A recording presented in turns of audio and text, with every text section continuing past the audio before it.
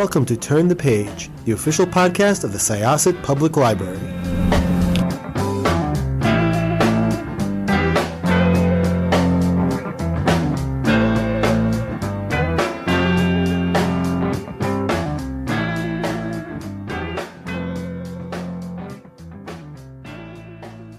Hello, everyone, and welcome to Turn the Page. I'm Jen, your host today, and I am here with a friend of the show, a friend of the library, with whom we've done many events around many fantastic books, and we are so glad to have him back. Could I ask you to introduce yourself and your new book, please? Hey, my name is Clay McLeod Chapman, and I wrote What Kind of Mother? This is, oh my gosh, it was such a I was going to say delight, but it's also like obviously a horror to read. Like it's a phenomenal experience. And you did an event with us last year about ghost eaters, which at this point I had thought that was your best and most upsetting book, but many people, including myself, are saying that this is your best and most upsetting book to date. So I'm wondering if we could start out by talking a little bit maybe about your journey from the last book to this one. Was it the order that they were written in, and did you do a pivot? Like, do you feel like you were pivoting or hitting the same themes, or like what was that kind of journey like? That's amazing. Is it? I have to ask. Is it worse? Is it more? Is it more upsetting than Ghost Eaters? I honestly I didn't think I would be able to top Ghost Eaters. Not that it's a competition. You know, not that we're trying to like one up one another, but like I don't know. Like I feel. I'm pleasantly surprised. I'll take it, but like it's just funny to hear that that maybe the bar has either raised or maybe it's lowered. I don't know what one's, I guess it depends on the reader. I mean, for me, I feel like Ghost Eaters really disturbed me as well. But like, What Kind of Mother revealed new fears to me, like showed me things that I didn't know I was afraid of yet, and I'm like, oh yeah, okay, I'm afraid of this now too. Oh, let's add that to the list. Yeah. No, it's funny. I've kind of realized this in the kind of I've been very fortunate to be working with the same publisher, same editor. Like they kind of take really good care of me, and they've allowed me to kind of tell these stories. And it's but what I find is that each book is kind of in conversation with one another, or maybe it's even kind of in conversation with the readers. I do that awful thing that I know you're not supposed to do, which is read Goodreads reviews and read Amazon reviews and I read reviews. I read like if I know it's out there, I God help me, I have to know, I have to read it for myself, see it for myself. And so for Ghost Eaters, it like, the kind of conversation that was happening around that book, I guess you're always looking for kind of like a uniformity of thought or like an opinion that you could be like, oh, this is what the world thinks of this book. And I think like a lot of the feedback for Ghost Eaters was kind of like, oh, this is really weird, creepy. It's like it's always interesting when like readers kind of talk about what they expect a book to be about and what it ends up being about, and if those two are not necessarily the same thing. I always find that really, really interesting that like you can, I mean, I do, everybody does it. Like you read a book jacket and you're like, oh wow, this is what I imagine this book is about. That's totally my wheelhouse. I'm going to give it a shot. I'm going to read it. And then, sometimes you'll be like, whoa, that's totally not what I expected, or it totally like subverted my expectations. And that is really fun. But I think with Ghost Eaters, there was this vibe of like, some of the characters are not necessarily the most likable, I guess, or they're not, that they're, I don't know, apathetic 20 somethings kind of like at sea in their young adulthood. And I don't know, I think the takeaway that I have from Ghost Eaters is that people people want to be spooked out, but they want to do it with a character that they like, which is such a strange concept when you think about it. So the challenge that I posed for myself was like how to win or solicit empathy, sympathy for a protagonist who might be doing morally, ethically questionable things, but coming from a place of love. I think this is the longest winded answer to get to the answer, which is like I wrote What Kind of Mother from a place of love, going into it. I was like, oh, with Ghost Eaters, this is the vibe that I was going for, but now I'm gonna write from love. That was the goal. That's super interesting. And I had thought that my experience with the Ghost Eaters was like, because yeah, a lot of those characters did like rankle me a little bit, but I always thought that was like me bringing my own stuff to it, because like I find it very hard in general to like read characters in their 20s, because like I remember my 20s and I don't like that person very much anymore, and so it's like it's that self-reflective thing for me. Like no, I was not a good person in my 20s. I don't know if I'm a good person now, but like there's definitely like you get these, you see yourself in your 20s and you're just like, oh my God, like this, I don't know, for me particularly, like vain, selfish, not like you're still a kid, and you're just because you've been endowed with adulthood doesn't mean you're an adult yet, that you're responsible or mature. And yeah, like you do stupid stuff in your 20s because that's what your 20s are kind of there for. I think. And writing about that kind of age range is, I feel like if you do a warts and all version of it, like they can be kind of like not fun people. So here's a very mature, here's someone in their 30s, and all of a sudden it's like, okay, like I'm aging up. I'm in a zone or a generation that readers may approach a little bit more sympathetically, hopefully. Still doing weird, bad things, making bad choices, but in your 30s. Sure. Yeah. I mean, like, and the bad choices you make in your 30s are like completely different from the bad choices that you make in your 20s. So that's a good segue to Maddie, who like I do love, and I do love Henry. Yeah. We'll get to him. Like, talk a little bit about Maddie and sort of like yeah, like where she finds herself at the beginning of the novel, and like sort of what you like, was there anything else you feel like sort of shaped her beyond like sort of challenging yourself anew after Ghost Eaters? It's funny, like I pulled from a lot of different spots. The region, the kind of area that the book takes place is a place that I spent a lot of my childhood and grew up in. And to a certain extent, and I got to tread carefully because I don't want my mom to think that I'm writing about her. So I'm not, but I kind of am. Like like my mom, I was raised in a single mother family, only child. It was just me and my mom, and she's a potter. So like craft, like a hands-on kind of like, this is her craft, this is what she did for a living. Like putting her work kind of on her shoulders and kind of carrying it, from craft fair to art fair to you name it. Like that was her life. And growing up in that, I was very kind of aware of, like a certain kind of hand to mouthness to it, a certain kind of like, we weren't living in that mansion on the hill. And, but what my mom kind of taught me was this idea of like, you do what you love. And, it doesn't matter if you make $1 gazillion off of it, because it's about,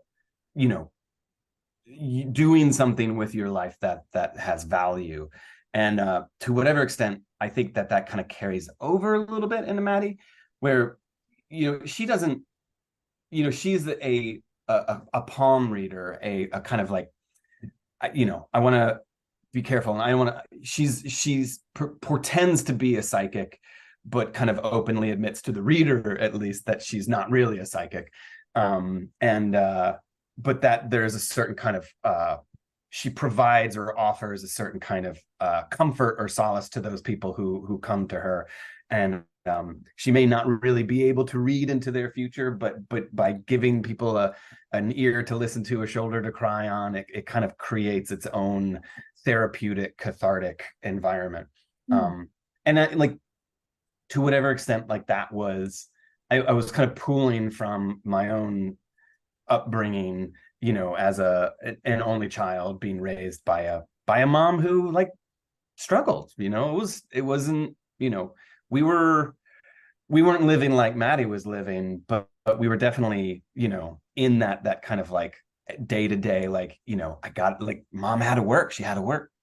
So yeah, that was kind of an early point of inspiration, but also like all of these different like the complete opposite end of the spectrum. Like, I'm all over the place with this character, but you know, in doing my kind of research and reading up on psychics and you know, the kind of true crime element of those people, the kind of psychics who come into police stations and say, I have a vision, I've seen, you know, you're looking for a missing person and I can help, you know, guide you to that person. Like, those stories were endlessly fascinating for me, and I read so many of those books, and you know, it was such a really truly kind of like, it was such ambrosia to my research mind, because like I couldn't get enough of that kind of dynamic of someone who says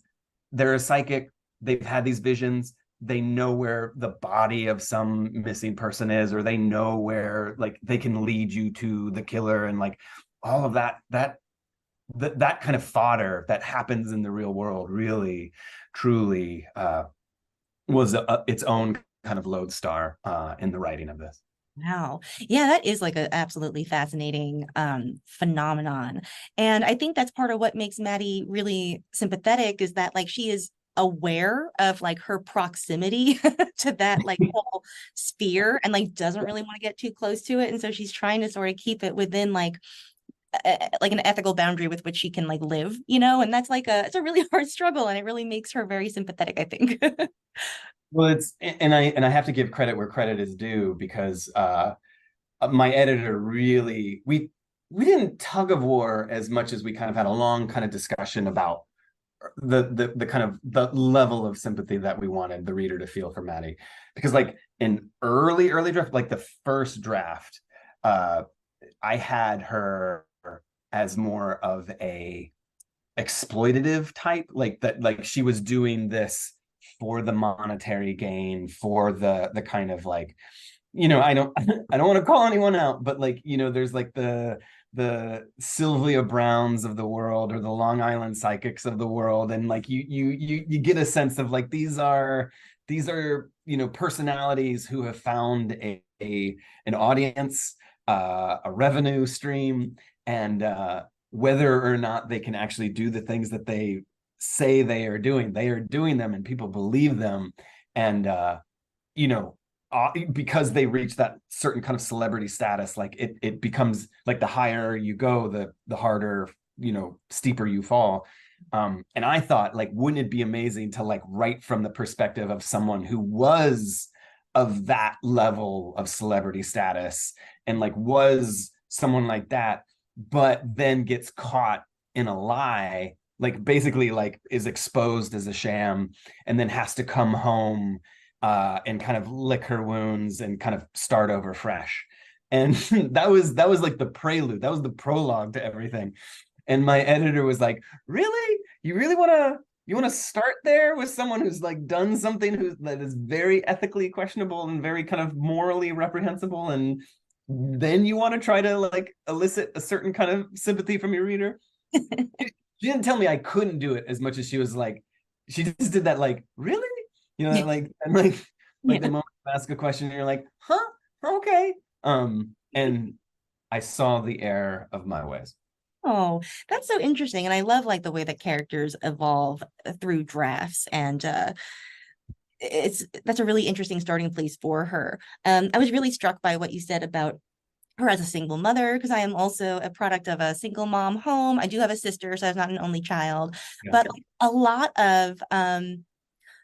of it like felt very real, and also like sort of I feel like, you know, actually helped me to feel more sympathetic, I think, to my own mother, like in that period, because like you don't like while it was happening, like most kids, like a lot of the struggle was hidden from me, or Yeah. just not Yeah. apparent to me because of my own limitations or what have you. And so it did like really, I think, give me a lot more context for like my own experience in a lot of ways, which was super interesting. Yeah, parenting is tough. Like parenting, and I kind of look back and I've said this in certain kind of ways and shapes and forms to my mother in the past, but like there's that moment where you kind of acknowledge like, oh man, I was a jerk, wasn't I? Like I didn't make things any easier for you, did I? And yeah, so as a parent now, still married, family of, we have our kind of family, and we have two children, my wife and I, like we're every minute is accounted for, and like to think of doing any of that by myself is terrifying. Like I would never wish that upon any people. Do it, and they do it well, and they do it amazingly, and they are heroes. I don't know if I have that within me, Yeah. because if I had to raise me as a kid, ugh, that would be holy terror.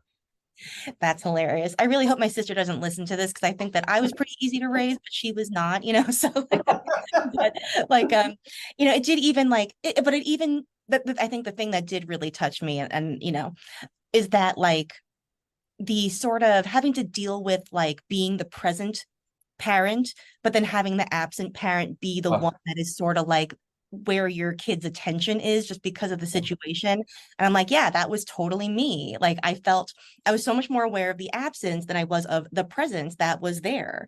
And that was like really very, very touching for me. And it like I had a nice phone call with my mom. So I mean, that's the best. If this reading this book makes you call your mom, yeah. that's a thumbs up right there. I will take that happily. So could you talk a little bit more about the setting? Because you did talk about your experience with the area, and it does feel very like evocative and lived in, and that totally comes through. Um, I'd love if you could talk a little bit about like how setting and character maybe interact, because I feel like the landscape is very alive, and it shapes not just like the characters, but like the plot too, in a lot of Yeah. ways. And without talking too much about like where things go, but it like affects developments in very direct ways. So could you talk a Yeah. little about that? It's funny. I mean, like I grew up in the South.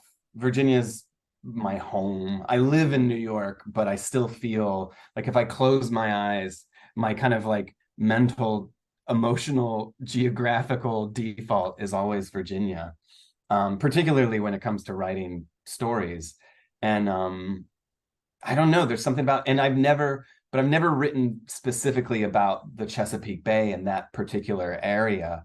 And like I love Southern Gothic, but I don't know if there'd ever been, I mean, I'm sure there has. And anyone who listens to this is going to be able to list off like five of them.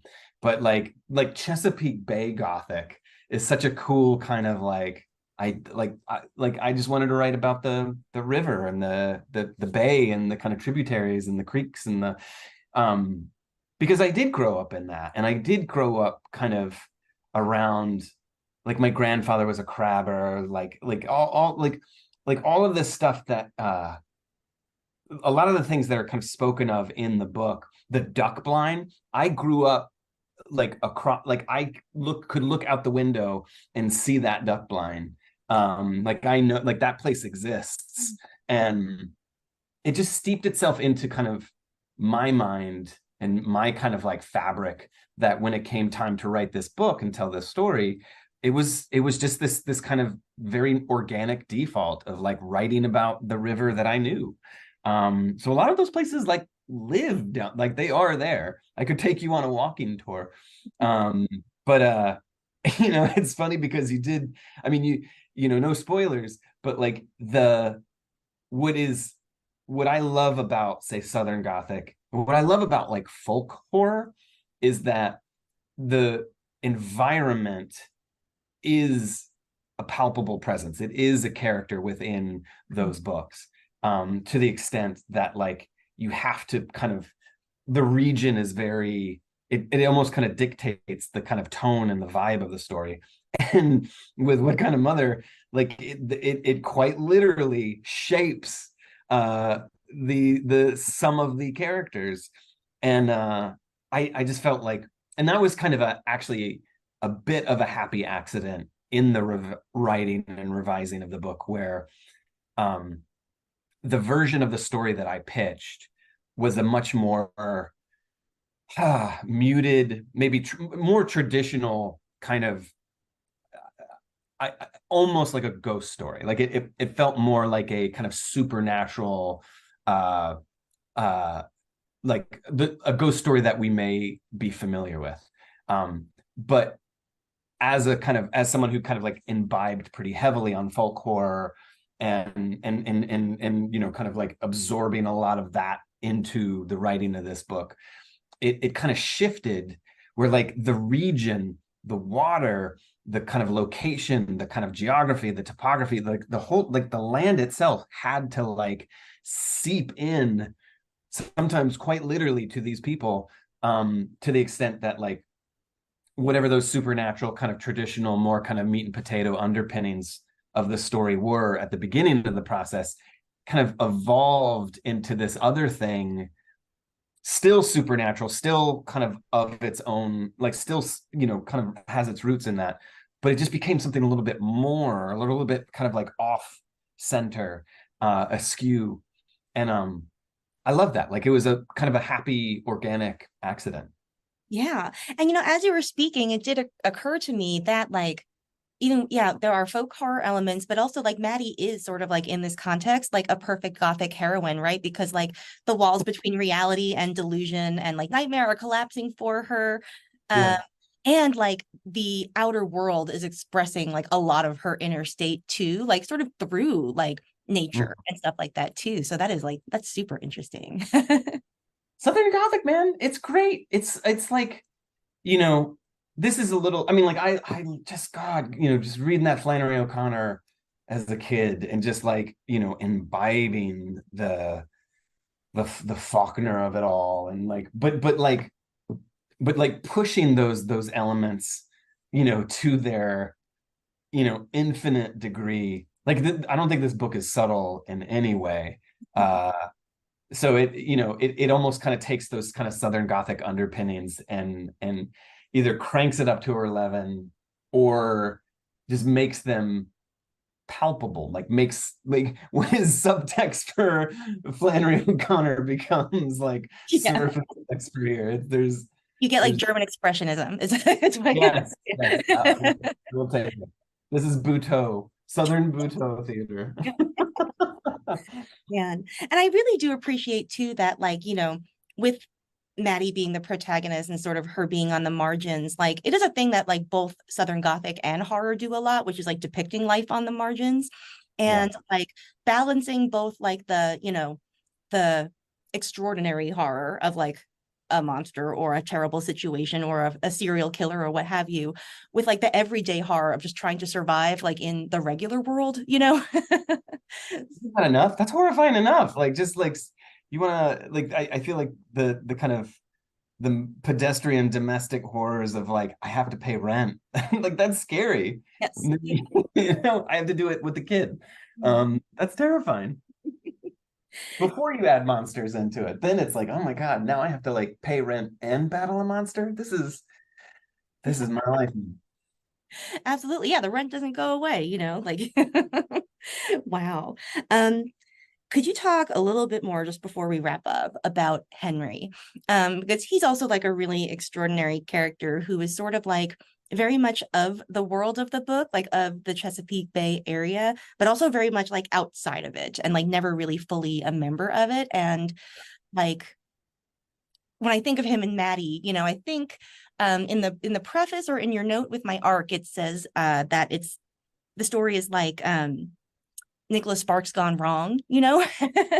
And so if you could talk a little bit about him and sort of like the romance, and I guess how you balance like romance and horror, because they both like depend on tension, like between like what pushes people together, what draws them apart, between what you depict, what you do not depict, you know, like can you talk about how those elements work together through Henry? I mean, it's fun. Like horror, like romance is like so tense because it's like, you know, a lot of when you speak in terms of film, everybody talks about how the kind of machinations of comedy and horror follow the same beats. But in a weird way, I think romance and horror follow similar beats, where it's like there's like this that tension that you're speaking of like, will they or won't they? Will they or won't they? And like I think the best romances kind of draw that out as long as they can, almost to like a snapping point. And you know, I initially up front, one of the challenges I wanted to pose myself, structural challenges for writing this book, was that idea of a Nicholas Sparks novel gone wrong. Like to kind of, if someone were to pick this book up sight unseen and not read the jacket, that they could assume that they could go in blind and without knowing the genre be like, oh, this is a romance, this is a you know, a woman comes back to her hometown, like, you know, reconnects to her old flame, and you know, they reach a kind of emotional honesty that they couldn't find in their previous selves, and now, you know, and then like at a halfway point everything goes to hell. You know? And I wanted that kind of formal obstruction of like a book shifting in tone to a certain degree. I mean, it's not on a dime, or it's not like, I mean, I think anyone coming into this book is gonna like vibe on it, but like at least there's like the fighting chance that if someone's not paying attention, they're like, oh wow, I just picked up a Nicholas Sparks novel. Absolutely. Yeah, there's a little bit of like a, you know, the frog in the slowly boiling water thing, you know. Totally. But Henry, and I'm going to totally come clean, like I have talked so little about Henry that like I don't know if I have an answer yet, but so I'm going to mealy mouth this. But like Henry, you know, to whatever extent, like I mean, this is totally Maddie's story. This is her book, and Henry, you know, but in that sense of it's taking two to tango. Henry is the kind of like, you know, I guess with like star-crossed lovers, it's like, you know, like of all the people to walk into my life right now, it had to be you. And like because like the story needs the two of them, and it needed two kind of wounded people, two broken souls, two people in need to kind of fulfill something in one another, and you know, no spoilers, but to manifest something more than either of them could kind of be responsible for individually. Like they need each other very much, like quite literally they need one another's kind of pain and kind of, you know, it's almost like Henry to me is this kind of raw, it's like a raw live wire. It's like that, like something that got kind of snapped and pulled out, and if you touch it, you know, you're gonna get a shock. But Maddie is the kind of insulation, or the kind of the structure that kind of contains that energy, that live wire, and gives it shape. In I don't know, like I could imagine if Maddie did not come back home, that Henry would be this kind of recluse, you know, like someone who just kind of like goes about his life like stuck in this cycle of grief and of kind of pain, and he would never break out of it. He could never do that on his own. It took Maddie to kind of, you know, no pun intended, just pull him out of his shell. Yeah. Yeah, for better or for worse, right? Like, yeah.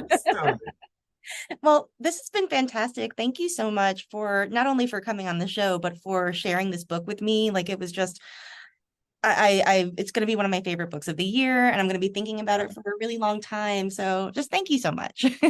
Oh, thank you so much for having me on, and thank you for the kind words. I hope, yeah, let's find 10,000 more of you. Let's find this who's going to read this book. On All it. those Nicholas Sparks readers have to find this book. I'll start hand selling it like crazy, up at the up at the reader's desk here at the library.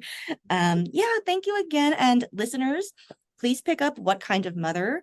It's going to be available by the time that you hear this episode. So head right over to your favorite independent bookstore or library, wherever you like to go get your books. All right, thank you very much for joining us. It is now time to close this chapter. It's time to close this chapter of Turn the Page. Join us for the next episode.